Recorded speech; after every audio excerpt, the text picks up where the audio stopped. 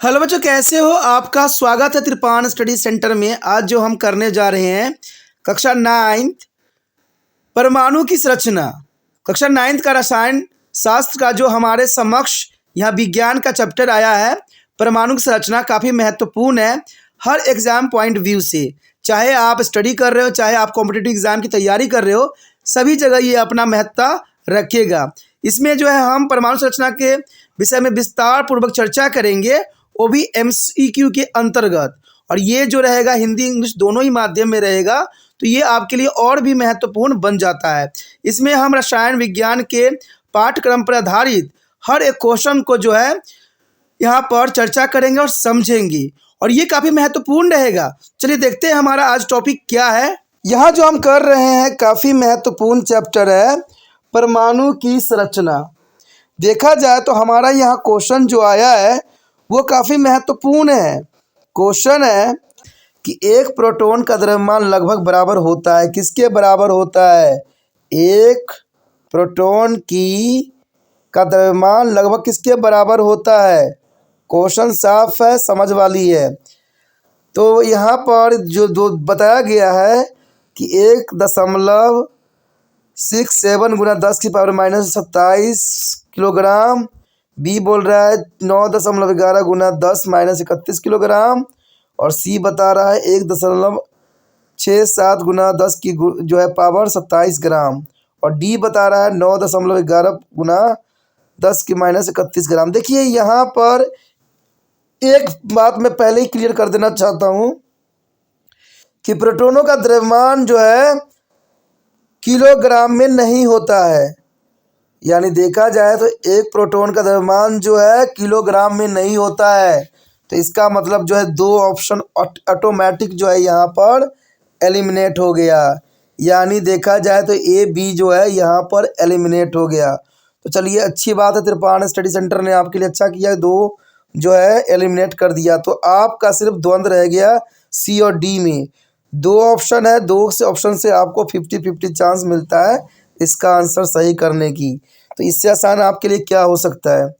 चलिए आप अपना आंसर जो है कमेंट बॉक्स के साथ साथ अपने नोटबुक पे लिखिए। जहाँ जो भी माध्यम आपको लगता है मुझ तक पहुंच जाएगा आंसर, उस माध्यम को आप चुनिए, अच्छा रहेगा।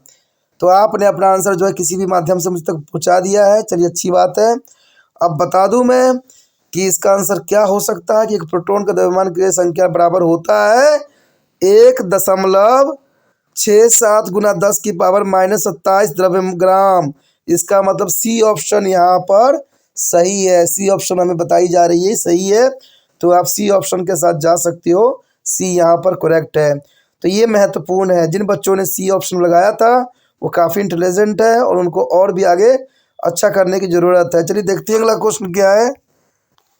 अगला क्वेश्चन हमारे समक्ष आ गया है। क्वेश्चन है किसी तत्व का परमाणु द्रव्यमान निम्नलिखित संख्या से निर्धारित होती है। देखिए क्वेश्चन यहाँ पर समझदार है।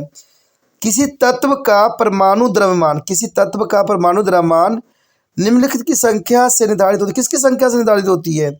ए प्रोटॉन की संख्या से निर्धारित होती है, या डी इलेक्ट्रॉन की संख्या से निर्धारित होती है, या सी न्यूट्रॉन की संख्या से होती है, या डी न्यूक्लियस के साथ होती है। तो यहाँ क्वेश्चन काफ़ी महत्वपूर्ण है। आप अपना आंसर जो है मुझे किसी भी माध्यम से पहुँचा सकते हो, तो आप खुद ही इतने समझदार हो, ठीक है। तो अच्छी बात है, आपने अपना आंसर चुन लिया होगा और मुझे जो है बता भी दिया होगा, तो ये अपने महत्वपूर्ण है। चाहे आप अपना आंसर कॉपी पे नोट करके देखिए कि इसका आंसर आप क्या हो सकता है, क्या आपने सही दिया या गलत। तो हम अगर आंसर को एनालाइज करें तो ये महत्वपूर्ण रहेगा। सबसे पहले तो क्वेश्चन के ऊपर नज़र डालते हैं। क्वेश्चन बोला क्या है कि किसी भी तत्व का परमाणु द्रव्यमान निम्नलिखित की संख्या से निर्धारित होती है। तो किसकी संख्या से निर्धारित होती है? आपने क्या बताया? ए प्रोटॉन। तो आपका आंसर यहाँ पर जो है ए प्रोटॉन गलत है, ये प्रोटॉन नहीं है, ठीक है। यहाँ पर थोड़ा सा मिसप्रिंट हुआ है, बी की जगह डी लिख गया है, तो कोई बात नहीं, इसको बी समझ लीजिए। बी बता रहा है इलेक्ट्रॉन। तो क्या इलेक्ट्रॉन से निर्धारित होती है? बी इलेक्ट्रॉन नहीं, ये गलत है। जिन बच्चों ने बी इलेक्ट्रॉन को माना था वो गलत है, बेशक मिसप्रिंट है, उसका कोई टेंशन नहीं है। हमें पता है कि ये सीरीज में है तो ए बी सी डी में ही है, तो उसका टेंशन नहीं है। जो डी लिख गया होता है, देखिए इंसान है, इंसानों से मिसप्रिंट होती रहती है, कोई प्रॉब्लम नहीं है।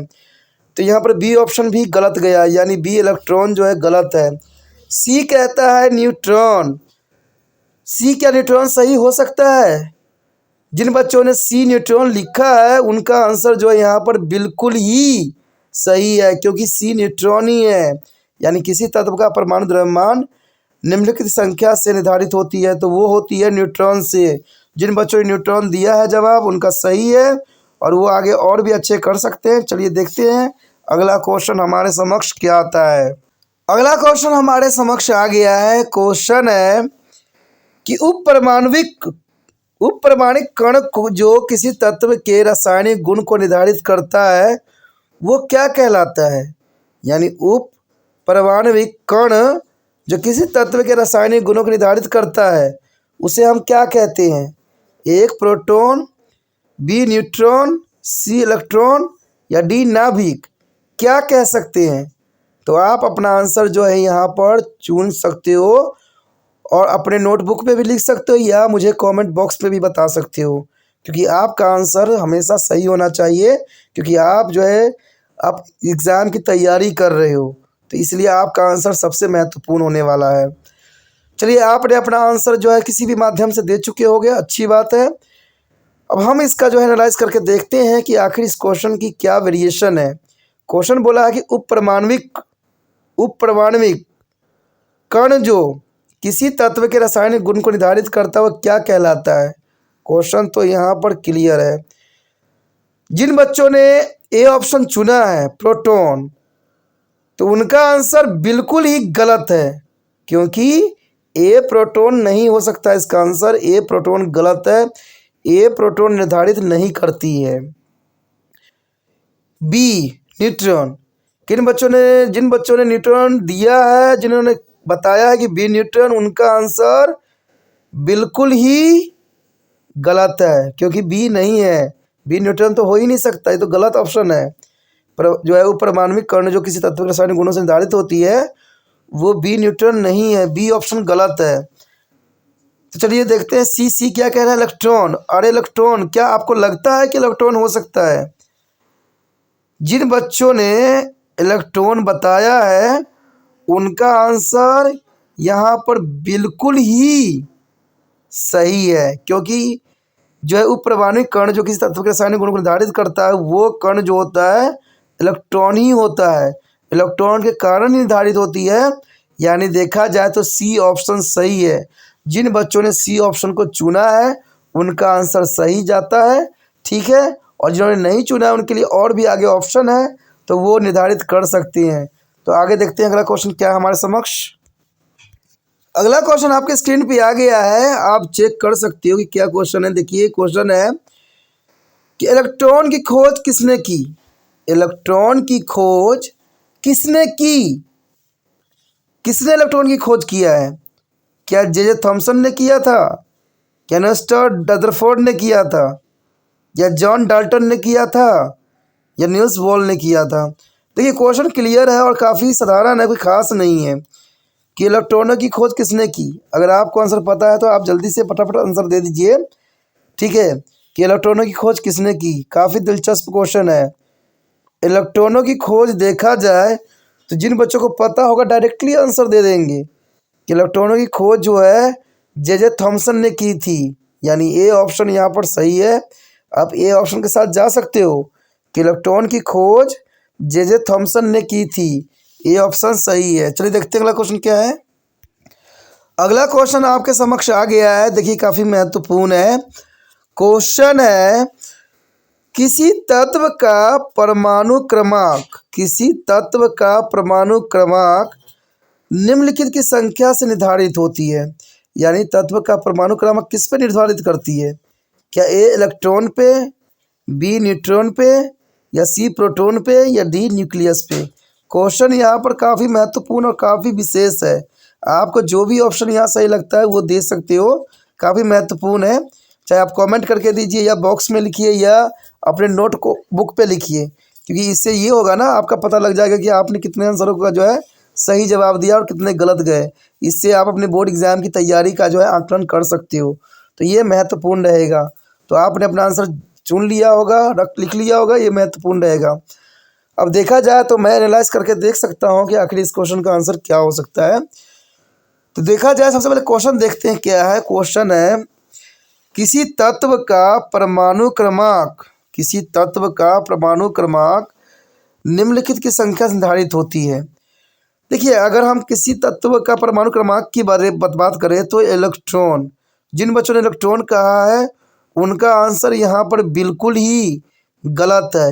एक इलेक्ट्रॉन नहीं हो सकता, ए इलेक्ट्रॉन गलत है।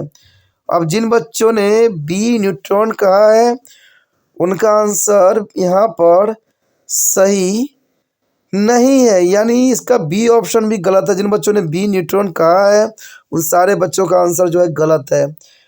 अब देखिए यहाँ पर सी है, तो जिन बच्चों ने प्रोटॉन का जो है ऑप्शन को चुना है उनका आंसर यहाँ पर बिल्कुल ही सही है, क्योंकि किसी तत्व का परमाणु क्रमांक जो होती है प्रोटॉन पे निर्धारित होती है कि प्रोटॉन उसमें कितनी है, यानी तत्व का परमाणु क्रमांक प्रोटॉन पे निर्धारित करती है। इसलिए सी ऑप्शन सही है। जिन बच्चों ने सी ऑप्शन को चुना है उनका आंसर सही है और वो आगे और भी अच्छा कर सकते हैं। लेकिन जिन बच्चों का आंसर गलत गया है उनके लिए आगे ऑप्शन भी मौजूद है।